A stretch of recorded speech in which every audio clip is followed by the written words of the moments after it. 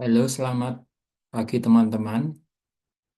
Kali ini kita akan membahas tentang pre-processing data menggunakan alat bantu yang bernama bahasa pemrograman Python. Sebelumnya, kenapa sih kita harus melakukan pre-processing data? Nah, di dunia ini itu banyak sekali jenis-jenis data dan kumpulan-kumpulan data yang dikumpulkan oleh suatu perusahaan atau seseorang. Namun, kita tidak bisa mengharap bahwa data yang kita kumpulkan itu bentuknya akan sempurna. Pasti saja ada hal-hal bentuk data yang tidak sempurna dan mengalami beberapa kerusakan. Misalnya, terjadi duplikat data atau format datanya tidak sesuai, atau ada data yang hilang pada suatu kumpulan data. Oleh karena itu, kita akan menggunakan atau melakukan preprocessing data menggunakan Python dan alat bantu yang bernama Pandas. Nah, untuk itu kita harus menggunakan atau membuka Jupyter Notebook sebagai media untuk menulis bahasa pemrograman Python sendiri.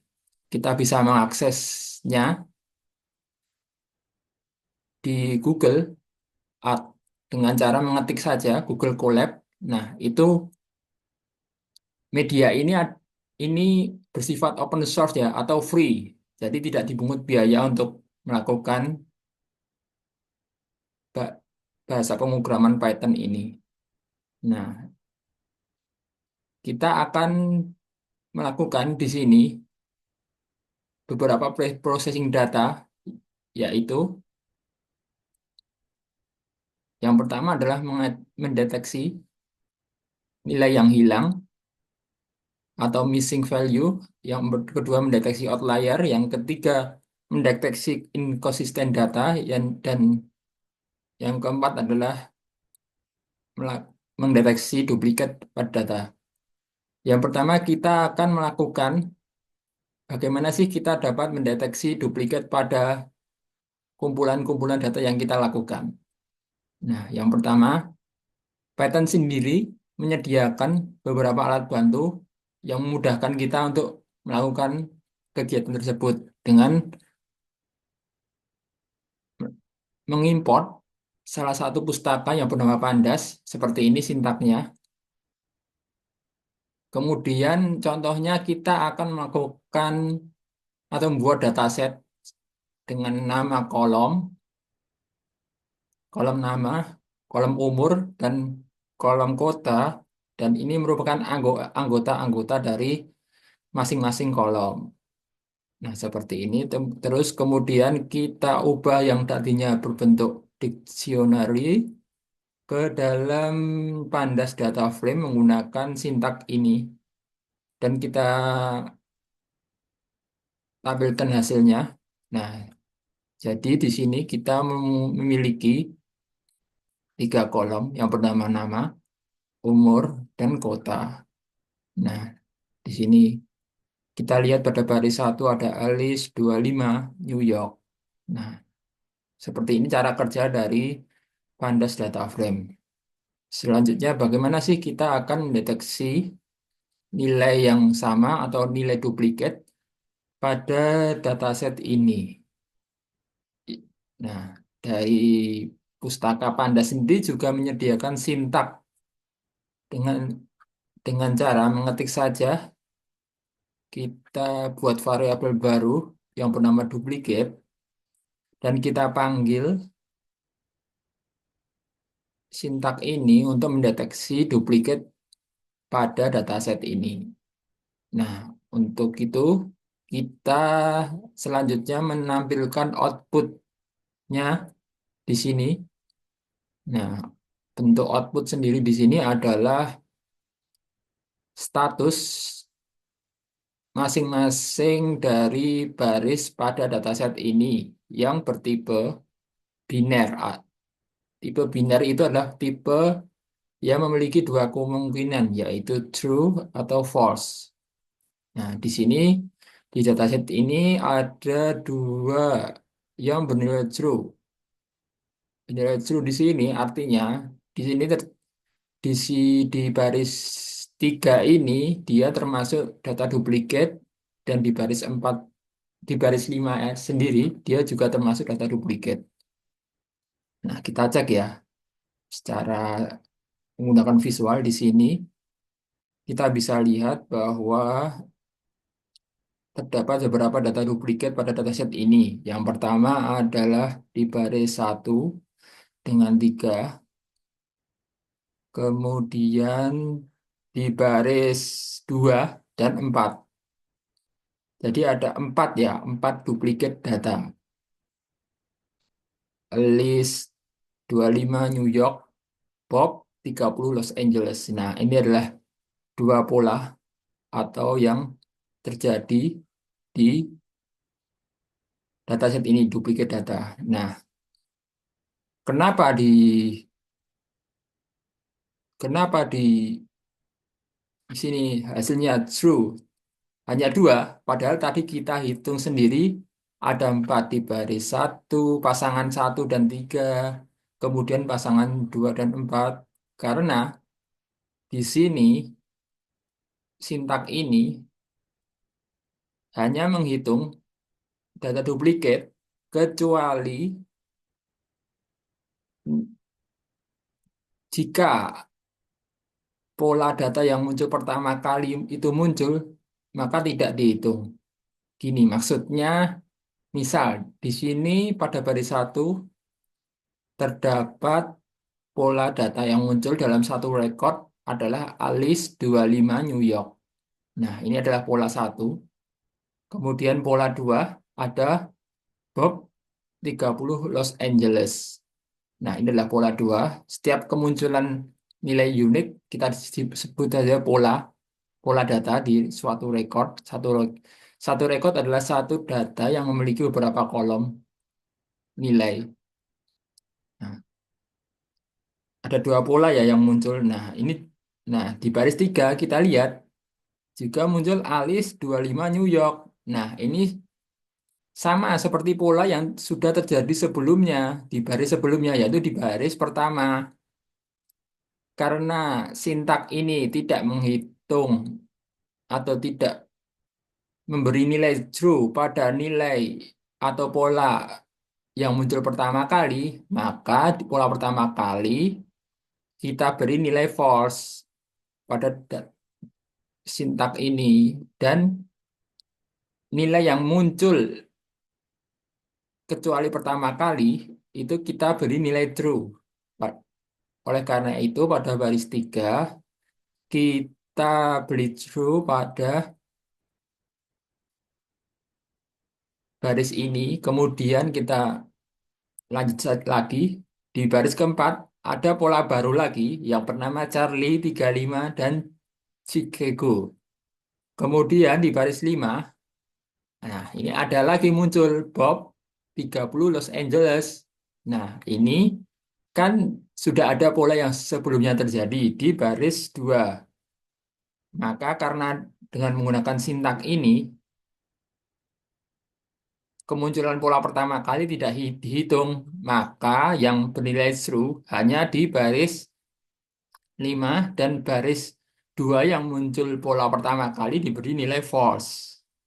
Oleh karena itu, untuk hasil dari DF duplikat ini cuma 2, dan baris yang muncul pertama kali diberi nilai false.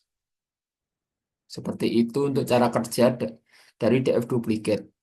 Bagaimana sih kalau kita ingin, misal kita manipulasi datanya di baris ke 5, kita akan mengganti kota dari Los Angeles ke kota lain. Misalnya kita beri nama Chicago. Misal dengan membuat dataset ini kita di baris terakhir atau di nama Bob sendiri kita ganti Chicago dan hasilnya seperti ini ya, beda kecuali di sama semua kecuali di baris kelima Bob 30 Chicago di sini dan sebelumnya Bob 30 Los Angeles sudah berubah, sudah dimanipulasi datanya. Kemudian kita lakukan atau kita cek data duplikatnya. Nah, di sini kenapa kok hanya terjadi satu true saja? Karena di sini yang sebelumnya kita hitung terlebih dahulu nilai duplikatnya ya. Di dataset ini ada baris satu dan baris 3 karena ada dua duplikat. Kemudian kita coba baris 2 Bob 30 Los Angeles pola pola 2 pola di baris 3 karena sudah terjadi di pola pertama, maka ini adalah nilai duplikat. Pola keempat data Charlie 35 Chicago pola keempat. Kemudian kita lihat di baris terakhir itu Bob 30 sama seperti ini ya, sama seperti baris kedua.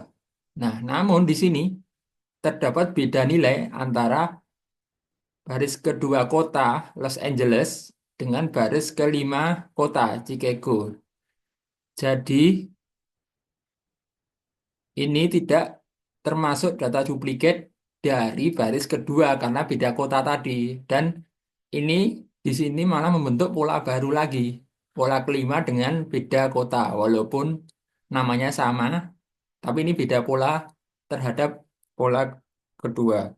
Sehingga nilai false pada baris terakhir. Dan nilai true hanya pada baris ketiga karena pola pertama tidak dihitung atau kemunculan pertama kali. Nah, jadi DF duplikat sendiri ini adalah mendeteksi duplikat data dan syarat dari duplikat data yang digunakan, nilai dari semua kolom harus sama. Nah, ini kan Alice 25 New York, Alice 25 New York kan sama, jadi dihitung duplikat. Kalau beda satu saja di sini, misal di baris 2 dan baris 5 maka tidak dihitung duplikat. Nah, itu adalah cara kerja dari sintak DF duplikat. Kemudian kita di sini kita bisa menggunakan fungsi len juga dengan menggunakan pandas untuk menghitung berapa banyak data duplikat dari data. Nah, pada sintak ini kita menggunakan agregat sum untuk mengecek berapa sih data duplikat atau yang terjadi atau nilai true pada hasil dari DF duplikat. Nah, karena ada dua true, maka data duplikatnya ada dua.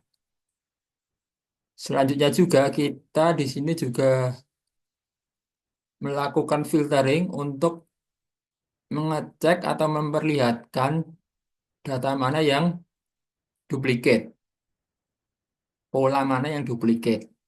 Nah, dengan menggunakan menggunakan subset data dari DF dengan syarat DF duplikat. Nah, di sini ada dua pola yang terjadi pada data set. Dua pola duplikat data yang terjadi pada dataset.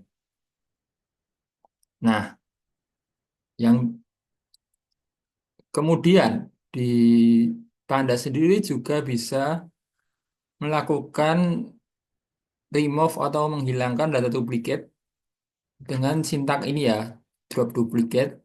Nah, di sini yang tadinya ada dua true, Alice dan Bob di baris 2, di baris 3 dan di baris 5, maka dengan ini, dengan sintak ini, maka dihilangkan jadi 3 baris saja.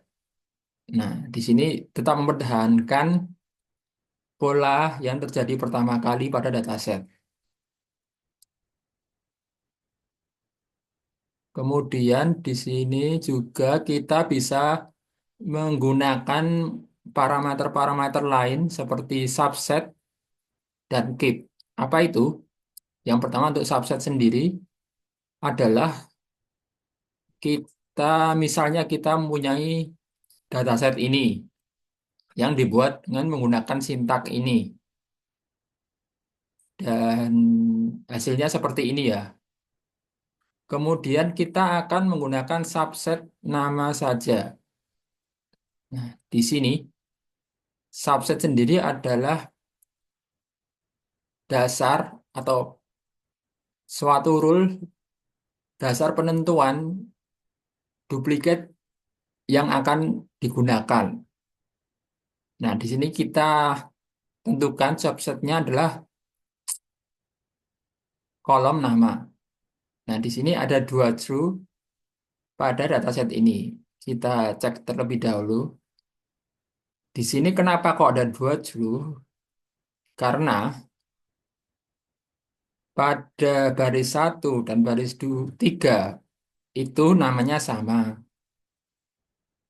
Dan baris 2 dan 5 itu juga namanya sama. Karena di sini duplikat tidak menghitung pola pertama kali, maka yang dihitung adalah data duplikasinya saja, yaitu pada baris 3 dan baris 5.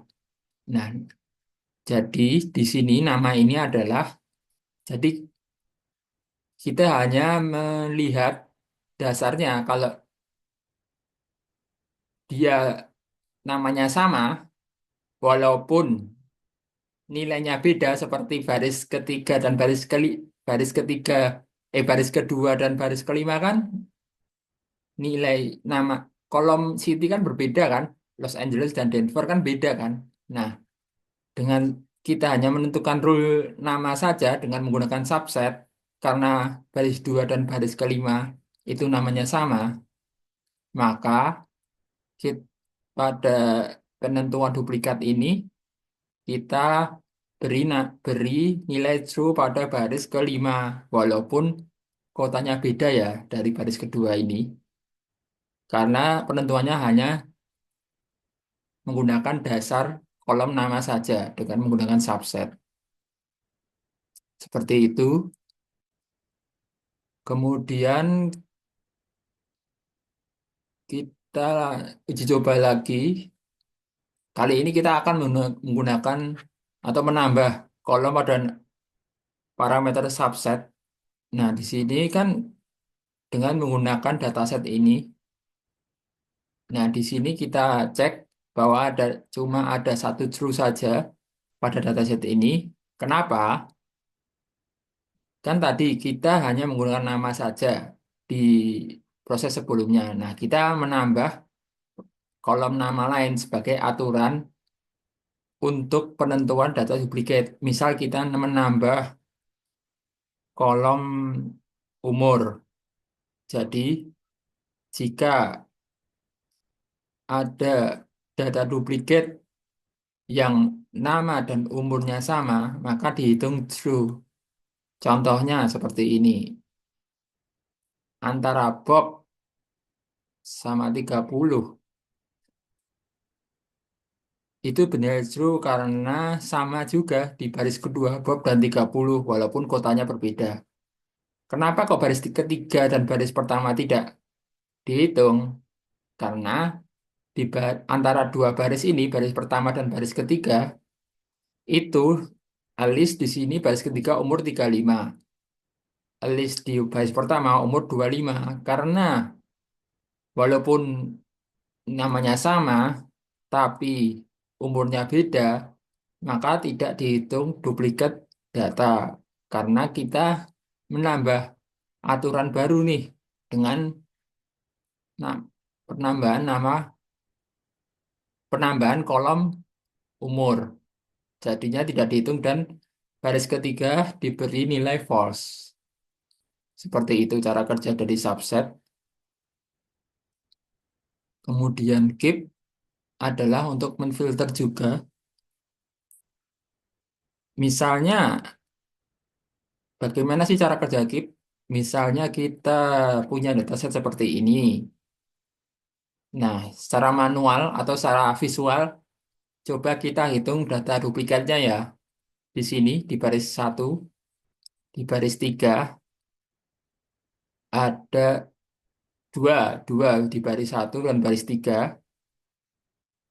Kemudian di baris 2 dan baris 5 itu ada lagi, dua lagi, 2 tambah 2, jadi ada 4 duplikat data pada dataset ini, yaitu pada baris satu, baris 3 dan baris 2 dan baris 5. Ada 4 duplikat data. Nah, karena ada 4 duplikat data, jadi ada 4 through pada dataset ini. Terus kemudian kita coba menggunakan keep dengan parameter first. Nah, kita ketik seperti ini dan kita hasilnya kita tampilkan, maka hasilnya sepertinya seperti ini. Yang tadinya kita secara visual atau secara manual kita tentukan ada 4 true pada dataset ini, yaitu pada baris satu 3 dan 2 4, 25. Nah, di sini hanya dua saja. Dengan bantuan keep dan keep nilai force ini, kita me- menentukan nilai true kecuali pada pola pertama yang terjadi. Kan sebelumnya kita juga menghitung pola pertama juga sebagai nilai duplikat. Nah, di sini kan ada 4, baris satu dan 3, 2 dan 5. Nah, kita hitung juga itu pola pertamanya di sini kan. Nah, keep the and first keep nilai force itu sendiri, kita beri nilai true pada semua data duplikat kecuali pola yang terjadi atau pola yang muncul pertama kali.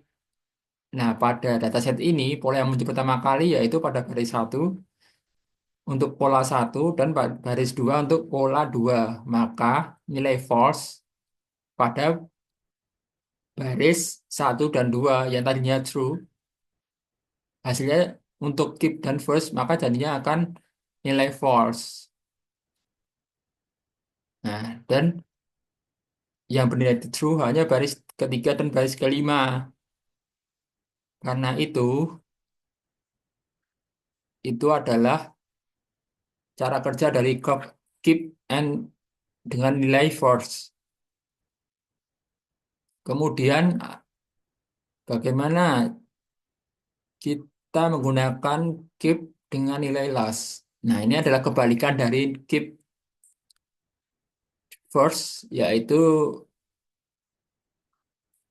memberi nilai true kecuali data yang atau pola yang muncul pertama kali. Kalau keep and last memberi nilai true kecuali data atau pola yang terakhir kali muncul. Pada dataset ini, kita hitung dulu data duplikatnya. Ada satu, 2, 3, satu, 2, 3, 4, 5. Ada 5 data duplikat atau data 5 true. Dan coba kita menggunakan keep and last karena di sini ada 5 true tadi karena kita menggunakan keep and last di mana kita memberi nilai false pada pola yang terakhir kali muncul pada data duplikat. Maka untuk pola ini yang terakhir kali muncul itu pada baris ke-6. Maka pada baris ke-6 sendiri kita beri nilai false. Kemudian untuk pola ini, pola Bob 30 Los Angeles, pola yang terakhir kali muncul itu pada baris ke-5. Maka kita beri nilai false pada baris ke-5.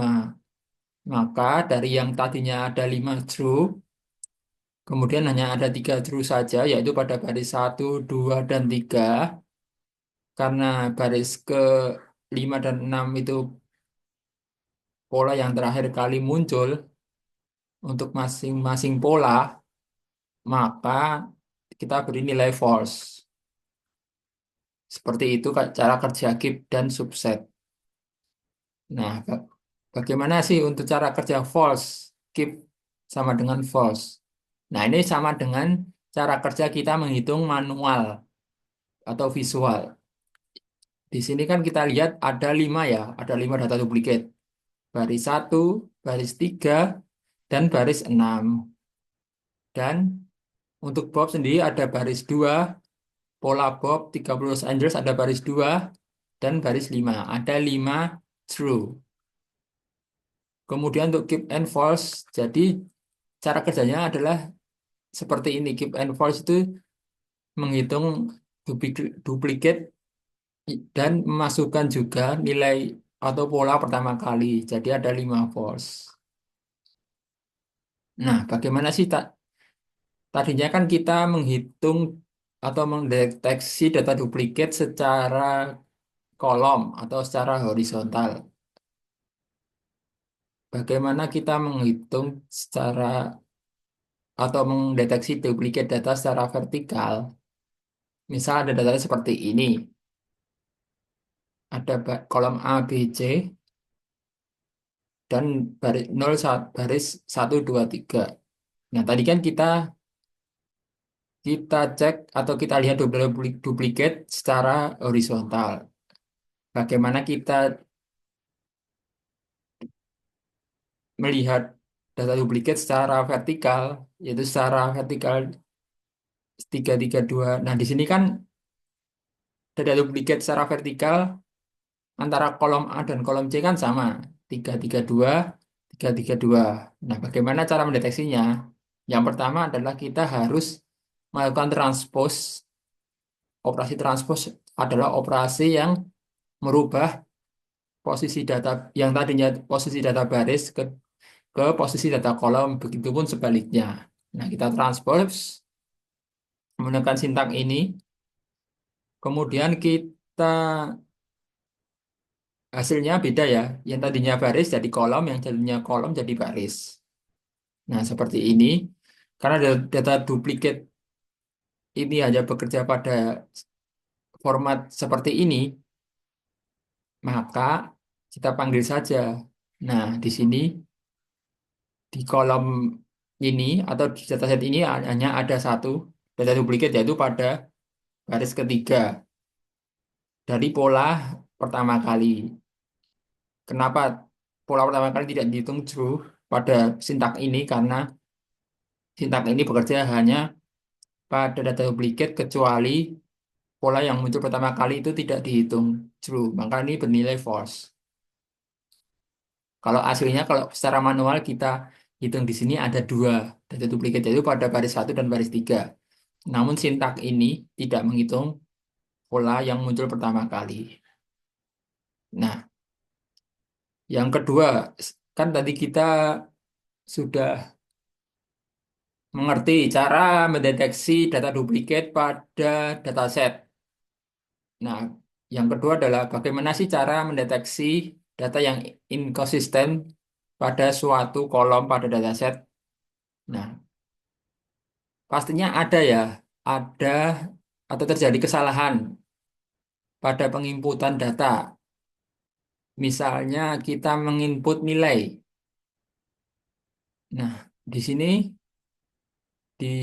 kita lihat ada kesalahan penginputan nilai yang harusnya nilai yang diisi ini harusnya bertipe angka. Nah, di baris kelima sendiri di sini malah bertipe string, tapi dengan teks 3 atau teks angka. Nah, bagaimana sih kita dapat mendeteksi hal-hal ini di suatu kolom? Pandas juga atau Python juga menyediakannya dengan sintak ini. Nah, bagaimana sih ini kerangka berpikir dari sintak ini? Yang pertama adalah log sendiri adalah mencari indeks atau mencari indeks pada dataset atau DF. Logs mencari indeks. Nah, di sini kita akan mendeteksi inkonsisten data pada kolom nilai. Maka kita isi saja dataset nilai, kita isi, kemudian karena kita akan mengecek satu persatu pada kolom nilai pada setiap barisnya, maka kita akan membutuhkan alat bantu lain yang berupa fungsi untuk mendeteksi setiap barisnya. Jika jika satu baris ini bernilai atau merupakan tipe angka data, maka bernilai true. Sebaliknya, jika satu baris ini tidak bernilai atau tidak bertipe angka, maka bernilai false. Pada dataset ini, yang bernilai false adalah baris kelima dan baris ke-8. Dengan fungsi ini, karena not incident tidak termasuk, karena nilai angka itu kan ada dua tipe ya, ada beberapa tipe. Nah, untuk cara garis besar, tipe data angka itu ada integer atau tipe data asli nilai integer. 5 itu termasuk integer, tipe data integer. Kemudian float itu adalah tipe data angka juga, tapi menggunakan tanda koma. Jadi 5,5 itu tipe data angka yang bertipe float. Nah, kita cek dengan log, kita mendapatkan indeks yang data yang tidak termasuk tipe angka, yaitu pada baris ke-5 dan ke-8. Seperti itu cara mengecek data inkonsisten pada dataset. Nah, yang ketiga adalah bagaimana sih caranya kita mendeteksi nilai yang hilang atau missing value pada dataset. Tanda kalau nilai missing value hilang itu di sini atau dalam sintak Pandas atau Python programming adalah adanya nilai none pada suatu baris dalam dataset. Nah, di sini di Pandas sendiri kita bisa menghitung distribusi nilai hilang pada setiap kolomnya pada dengan sintaks seperti ini. Pada kelas A ada dua, none sama none di baris ketiga dan baris keempat. Jadi ada dua. Kemudian di kelas B juga ada dua dan baris kelas atau kelas C ada dua juga. Dengan sintaks seperti ini kita bisa mengetahui distribusi nilai hilang pada setiap kolomnya. Kemudian di sini juga kita bisa remove data yang hilang pada dataset dengan sintak drop. Nah, hasilnya adalah nilai yang tidak memiliki nilai none pada setiap barisnya. Karena di sini baris satu ada dua none, baris ketiga juga ada tidak ada semua nilai none, dan baris keempat ada nilai none, maka dengan drop menghilangkan baris yang memiliki none. Jadi yang bersisa hanya ada baris pertama karena tidak memiliki nilai none. Kemudian di sini juga kita bisa mengisi nilai yang hilang juga dengan menggunakan filna. Nah, kita isi nilai none semua di dataset menggunakan dengan bertipe nilai angka 0.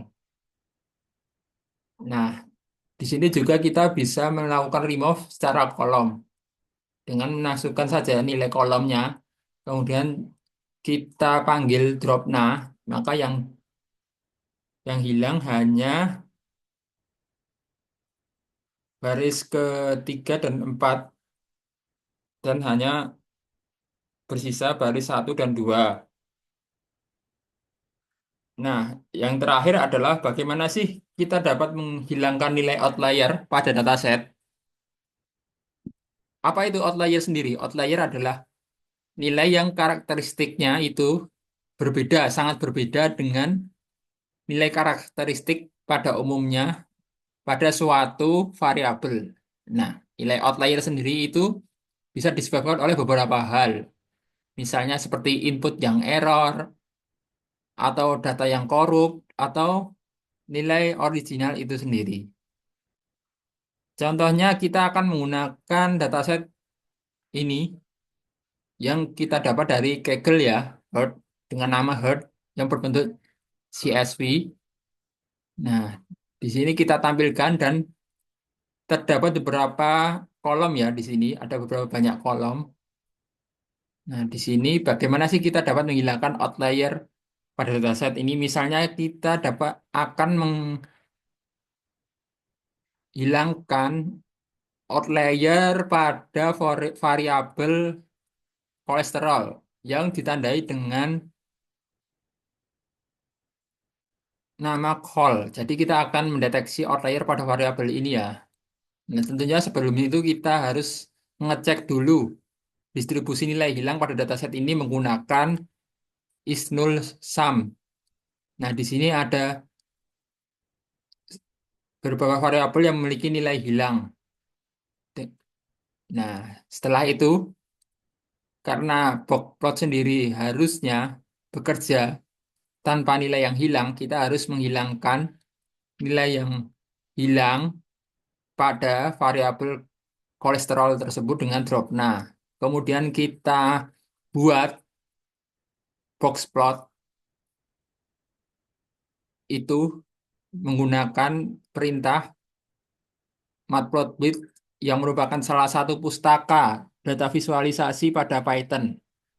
Nah, apa itu box plot? Box plot sendiri adalah plot atau grafik yang menampilkan distribusi dari data variabel.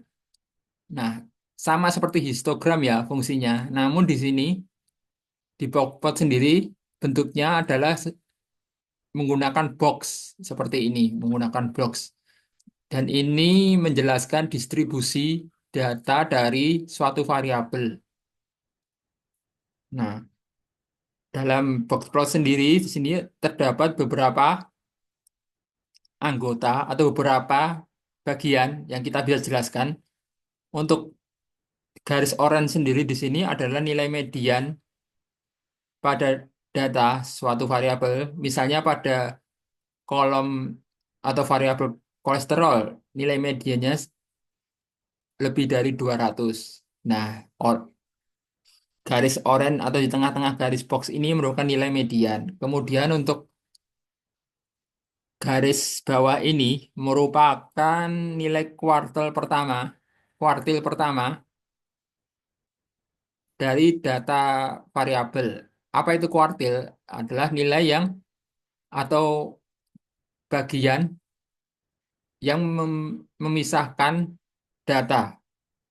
Nah, kuartil pertama adalah kuartil yang memisahkan atau bagian data point yang terdapat pada 25% atau seperempat dari data. Nah, posisi data itu untuk kuartil pertama atau kuartil 25% itu terdapat pada ini ya, kurang dari 200. Kemudian untuk ini adalah kuartil ketiga atau data point yang terdapat pada posisi 75 atau 75% atau 3/4 dari panjang data. Nah, di sini untuk kuartil ketiganya. Nah, untuk untuk lebar box sendiri ini disebut juga interquartile range, yaitu yang didapat dari kuartil ketiga dikurangi kuartil pertama. Nah, untuk lebar box ini disebut juga interquartile range. Di sini juga interquartile range juga menjelaskan distribusi dari data. Nah, untuk outlier sendiri ini ditandai dengan adanya data point seperti ini ya, di luar dari box sendiri. Apa itu ini? Apa ini? Horizontal ini adalah nilai maksimal dari suatu variabel. Di sini ada nilai minimal dari suatu variabel. Nah, kenapa kok ini terdapat pada luar box plot data outliernya? Nah, untuk menentukan nilai outlier sendiri menggunakan box plot, kita harus menghitung nilai batas-batas yang digunakan. Nah, nilai batas-batas yang digunakan kita hitung kita bisa hitung dengan menggunakan rumus. Jadi di nilai batas ini kan ada dua ya, nilai batas atas dan nilai batas bawah. Nilai batas bawah untuk menangkap outlier yang bawah, nilai batas atas untuk menangkap outlier yang atas. Nah, jadi untuk nilai batas atas itu rumusnya adalah kuartil pertama kuartil ketiga ditambah 1,5 dikali interkuartil. Untuk batas bawah sendiri adalah kuartil pertama dikurangi 1,5 dikali interkuartil. Nah, dari batas atas dan batas bawah sendiri kan sudah membentuk suatu boundary, suatu batas, suatu boundary.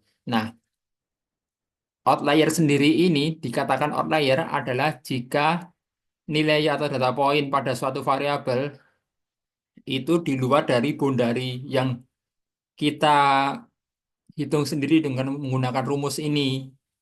Jadi seperti itu penentuan outlier menggunakan metode box plot. Nah, seperti ini cara menghitungnya. Kita bisa mengaksesnya menggunakan data descript, statistika dari suatu variabel. Kita bisa menggunakan alat bantu ini. Nah, di sini kita bisa menghitung min, standar deviasi, min, nilai kuartil pertama, nilai kuartil kedua atau median, nilai kuartil ketiga, dan nilai max dengan sintak ini. Kemudian dari sini kita bisa mengaksesnya dengan menggunakan subset seperti ini, sintaksnya. Kemudian kita menghitung batas atas dan batas bawah berdasarkan rumus dan kita print saja. Batas atasnya di sini untuk variabel kolesterol adalah 407,5 dan batas bawahnya di sini adalah 35,5. Nah, data point yang dikatakan outlier adalah di luar dari boundary ini. Untuk itu kita dapat melakukan subset sendiri. Untuk outlier atas kita bisa melakukan eliminasi jika data point kolesterol itu lebih besar dari batas atas, maka dikatakan outlier atas. Dan kita subset berdasarkan dataset. Hasilnya seperti ini, terdapat indeks-indeks atau data point yang lewat atau lebih dari batas atas. Kemudian untuk batas bawah sendiri kita juga melakukan eliminasi menggunakan sintaks seperti ini. Hasilnya seperti ini, nilai 0 pada dataset hasilnya. Selain itu juga untuk mendeteksi outlier pada dataset, kita juga bisa menentukan atau melakukan menggunakan scatter plot. Scatter plot adalah plot yang menghubungkan variabel X dan variabel Y, menghubungkan dua variabel dan diketahui dua hubungan tersebut. Di sini dikatakan outlier adalah karakteristik suatu kumpulan data itu beda dengan sebagian besar dari karakteristik data variabel. Di sini ini adalah merupakan outliernya atau outlier batas atas. Dan ini adalah outlier batas bawah, 0. Berbeda kan karakteristiknya antara kumpulan data ini dan ini ada gap di sini. Nah, yang ketiga metode lainnya untuk mendeteksi dari outlier adalah menggunakan z-score. Z-score sendiri adalah hubungan data point dengan nilai min dan standar deviasi data variabel itu sendiri. Dikatakan outlier di sini adalah jika nilai z-score yang dihasilkan itu lebih dari threshold yang ditentukan. Nah, di sini nilai threshold yang ditentukan biasanya menggunakan nilai 2,5 sampai 3,5. Karena kita akan menghitung z-score setiap data point, maka kita harus menggunakan loop untuk mengakses setiap data point pada variabel dan kita hitung z-score-nya dengan rumus ini. Rumusnya data point I kurangi nilai rata-rata dari variabel kolesterol dibagi dengan standar deviasi data kolesterol. Hasilnya adalah z-score pada data point I. Nah, ini adalah hasil dari perhitungan z-score. Data point 0, z-score-nya seperti ini. Data point 1, z-score-nya seperti ini. Kemudian kita eliminasi jika z-score lebih dari nilai threshold, maka dikatakan outlier. Nilai threshold yang akan kita gunakan di sini contohnya adalah 2,5. Nah, di sini 2,5 dan ada beberapa nilai data point pada variabel kolesterol yang termasuk data outlier. Nah, yang terakhir bagaimana sih kita dapat menentukan data outlier pada variabel dataset dapat menggunakan probability distribusi data. Apa itu? Kita bisa menggunakan asumsi distribusi normal. Kenapa kok kita bisa sebut distribusi normal? Nah, tanda kalau ini distribusi normal adalah bentuknya di sini dari gambar ini adalah apa? Simetrik ya, sama nih. Ini sama, bagiannya sama antara kiri dan kanan simetrik. Kemudian bentuk bell shape yang sempurna. Nah, kalau bentuknya bell shape, bell bentuknya bell atau simetrik, maka disebut distribusi normal. Pada distribusi normal sendiri, asumsinya itu terdapat rule atau aturan. Aturannya bernama 68%, 95,7% dan 99,7%. Rule tersebut berarti atau mengindikasikan bahwa 68% itu data dari semua data itu jatuh pada standar deviasinya. Kalau 99,7% dari semua data, distribusi data, itu sama dengan min, ini adalah min atau median, bisa min atau bisa median, atau center pada data itu bisa menggunakan min atau median. Di sini kita akan menggunakan min. Jadi, rule 99,7% itu adalah 99,7 dari semua data itu sama dengan min ditambah tiga standar deviasi. Di sini karena tiga standar deviasi pada 99,7%. Nah, bagaimana sih kita menentukan outlier ini dengan menggunakan asumsi distribusi normal? Nah, karena nilai terluar pada distribusi normal sendiri di sini adalah di 99,7 atau min tambah 3 standar deviasi, maka jika nilai atau data point itu sendiri lebih dari min tambah 3 standar deviasi, maka dikatakan outlier atas. Jika kurang dari batas bawah ini, maka dikatakan nilai outlier bawah.